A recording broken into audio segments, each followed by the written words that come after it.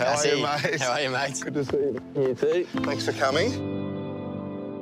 These boys have been through the Tomorrow Man program. They understand it. They're really, really reinventing the boys' education through a bloke called Luke. And today we're talking to all 900 students. Brilliant. Sounds good. Good morning. Morning. Morning. How are you? Gentlemen, we're very fortunate to have two special guests join us today for our assembly. We have Gus Worland, media personality and Gotcha for Life founder, and Steve Smith, former Australian cricket captain and Gotcha for Life ambassador. Hello. How are you? Good to meet you. Today they'll be sharing their experiences about the importance of vulnerability, honesty and social connectedness. So I'd now like to pass on to our two guests, Gus Worland and Steve Smith.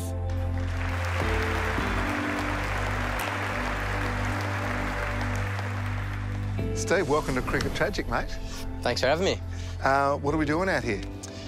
We've come out here to the Mara School here at Parramatta to have a chat to the boys about mental health and about finding that Gotcha for Life friend and, you know, not being afraid to be vulnerable and just having a close group of friends that you can speak to when you're going through difficult times. And, yeah, I look forward to having a chat to the boys.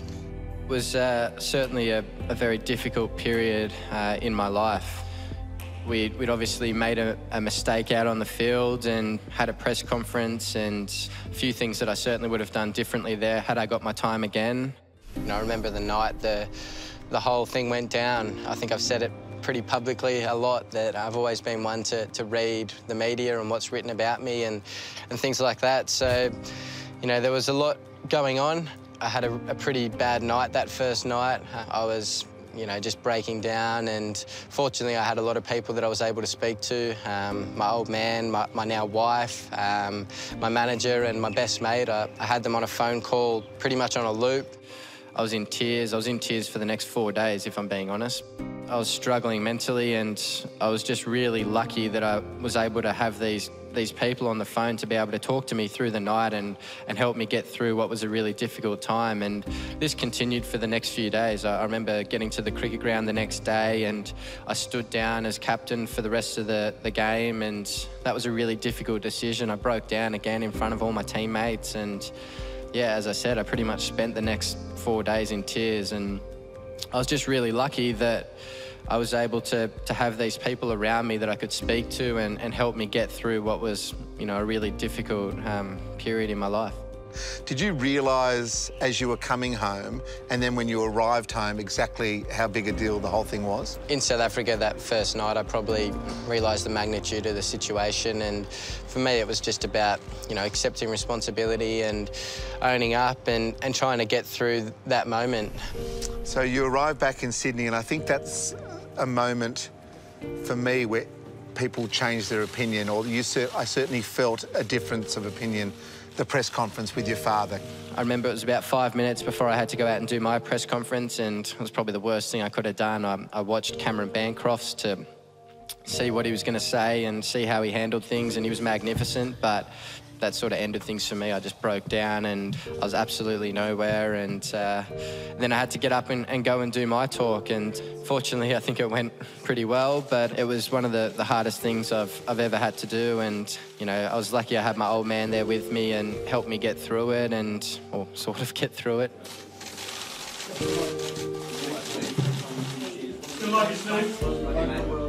Pre-press conference, I was probably getting 9 out of 10 hate mail. Post-press conference, I was probably getting 9 out of 10 people saying they wanted to see me back playing. So, you know, that was a big shift. Yeah, I guess things changed pretty quickly, and, you know, it was nice to hear some people saying some nicer things about me. It was pretty difficult reading a lot of the stuff prior to that. The mental health space is so incredibly important. When Gus came to me, he told me the stats of the suicide rates here in Australia, and it's unbelievable. 6 men, 2 women a day in Australia commit suicide, and those numbers were, I couldn't fathom it. It's incredibly high, and I think it's unacceptable. So I wanted to get involved and try and make a difference to young men in Australia and get those numbers down, because it is simply unacceptable.